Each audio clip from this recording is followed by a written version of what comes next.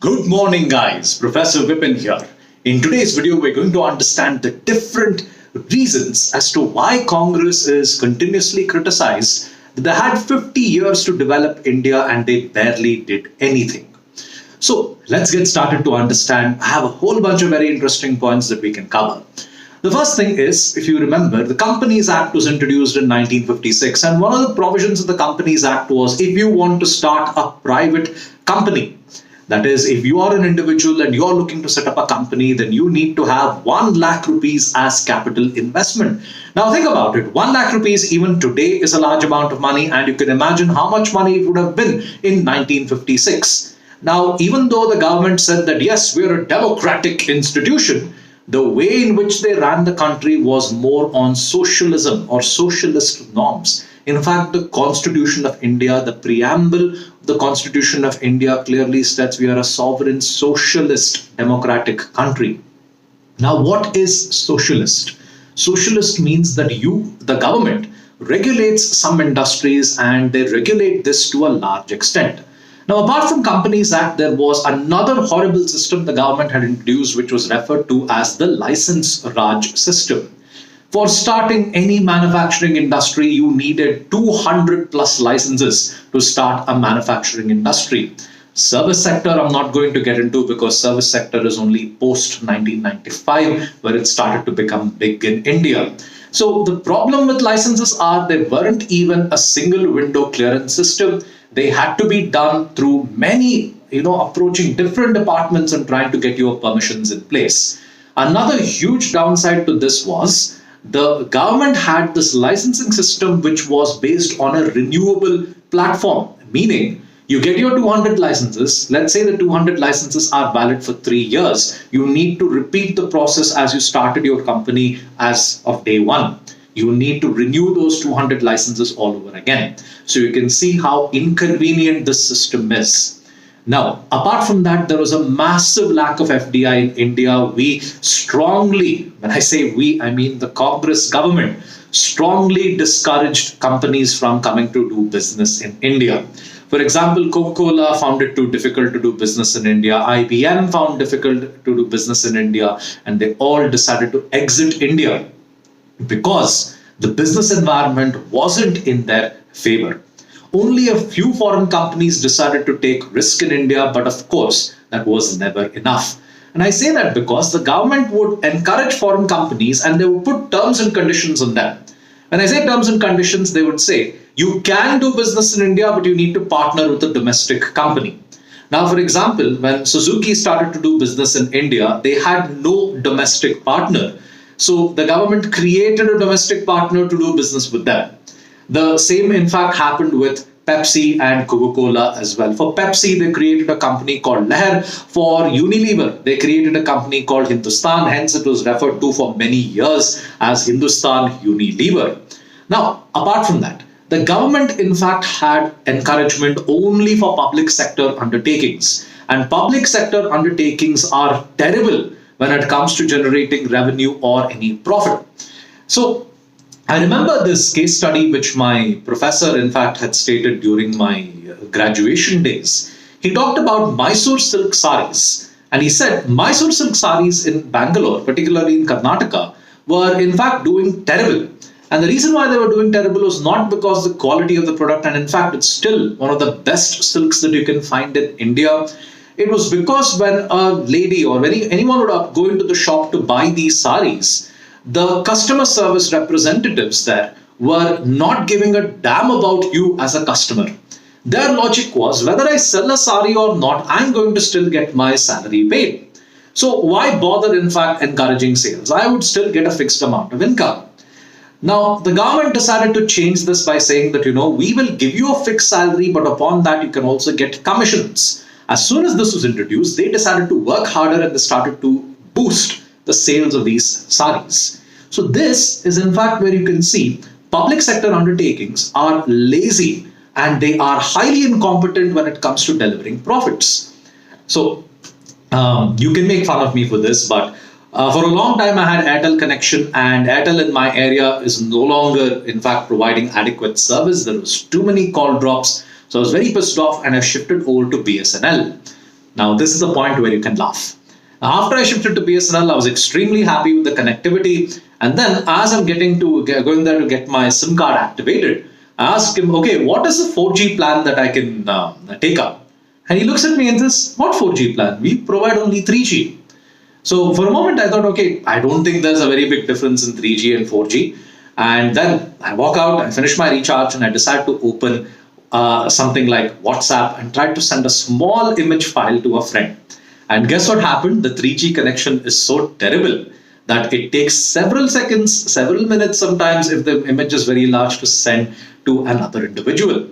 BSNL is so backward that they continue to have 3G. And their logic is, I ask him, why do you still have 3G? And he says, we have 3G, but it is able to provide 4G speeds.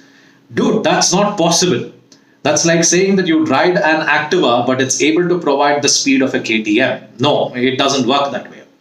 So even in fact, I have a State Bank of India account, and it's so evident as to how, in fact, incompetent many times my account manager tends to be.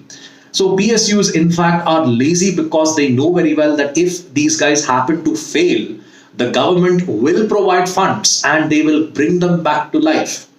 BSNL has got way too many employees and they are finding it too difficult to, in fact, run the business. And they're, in fact, continuously funded by the government because they have too many employees and they're not making adequate revenue.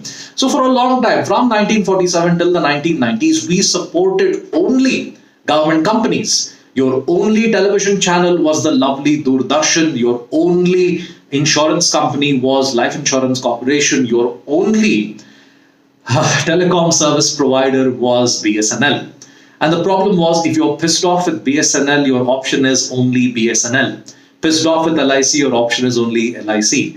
The only channel you have is, of course, Doordarshan. And you can see how lazy these PSUs are when it comes to generating profits. There is complete lack of innovation from their side.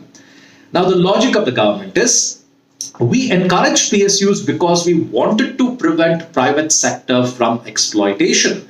Their logic is, private sector, in fact, is way too competitive and it can result in exploitation of people. We can't have that.